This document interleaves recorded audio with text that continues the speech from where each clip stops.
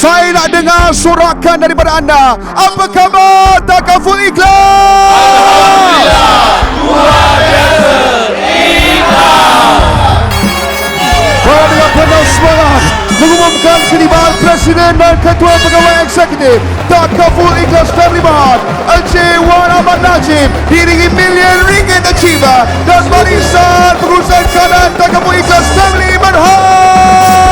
Ikhlas, gempur sampai menang.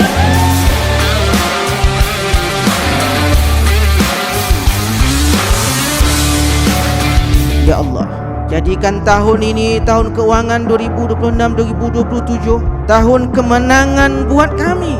Kemenangan dalam usaha, kemenangan dalam keberkatan, dan kemenangan dalam redha.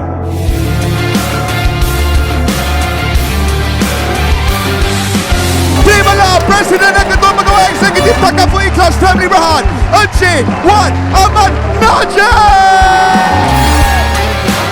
Bagi mereka yang bersama-sama dalam perjuangan ini, kita akan teruskan. Pastikan kita dapat 100 juta. So, kita akan gempur tahun ini, gempur sampai menang, impak maksimal. Satu. Siapa di sini nak pergi luar negara? Make some noise.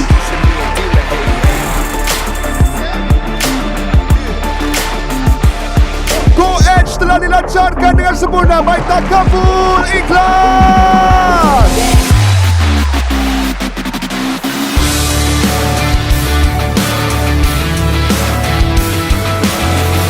Baiklah tuan-tuan dan puan, mari kita teruskan dengan penyerahan penghargaan kita.